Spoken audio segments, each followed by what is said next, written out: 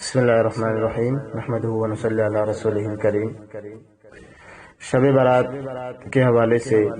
مختصراً کچھ باتیں عرض کی جاتی ہیں۔ سب سے پہلی بات تو یہ کہ اس رات کی فضیلت کا انکار کرنا درست نہیں ہے۔ اس رات کی فضیلت ثابت ہے، البتہ اس رات کے اندر کسی بھی قسم کی کوئی خاص عبادت متعین نہیں ہے، لہذا کسی بھی عبادت کے بارے میں یہ کہنا کہ اس رات کی یہ خاص عبادت ہے، اتنی رکعتیں لازمی طور پر ادا کرنی ہیں اور ہر رکعت میں یہ صورتیں اتنی مرتبہ پڑھنی ہے، یہ طریقہ درست نہیں ہے۔ ویسے ہی عام راتوں میں یا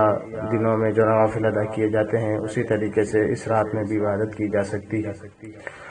دوسری بات یہ کہ اس رات میں قبرستان جانے کا بہت زیادہ اہتمام کیا جاتا ہے، تو یہ بات اچھی طریقے سے یاد رکھنی چاہیے کہ پوری زندگی میں نبی کریم صلی اللہ علیہ وسلم سے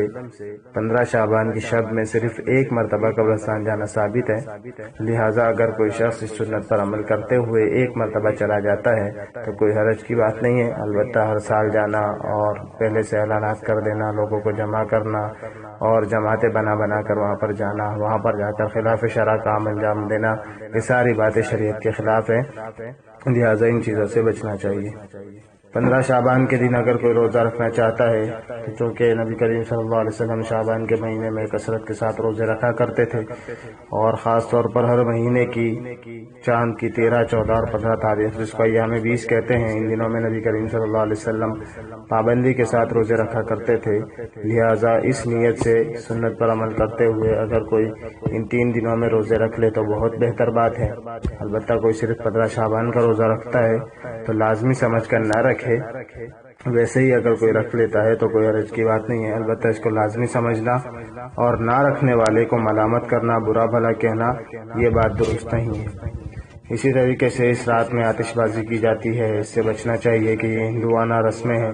اور یہ ہندوؤں سے منتقل ہو کر مسلمانوں میں آ چکی ہے، ان چیزوں سے بچنا چاہیے۔ اسی طریقے سے بعض لوگوں کا خیال یہ ہے کہ اس رات کے اندر روحیں گھروں پر آتی ہے، مردوں کی روحیں آتی ہے، تو یہ خیال بھی غلط ہے۔ یہ بھی ہندوؤں کا عقیدہ ہے کہ مرنے کے بعد روحیں آتی ہے، ایسی کوئی بات نہیں ہے۔ اس رات میں خاص طور پر حلوے پکائے جاتے ہیں اور اس میں یہ نیت ہوتی ہے کہ یہ روحیں جو گھر پر آتی ہے، اگر کوئی حلوے نہیں بناتا ہے تو ان کی روحیں ناراض ہو کر جاتی ہے، ایسی کوئی بات اسلام میں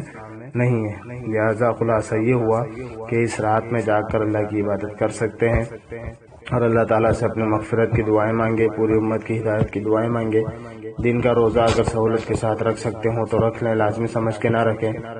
اور اسی طریقے سے جو غیر ضروری غیر شرعی کام ہے ان سے بچیں۔ اللہ تعالیٰ ہم سب کو عمل کرنے کی توفیق نصیب فرمائے۔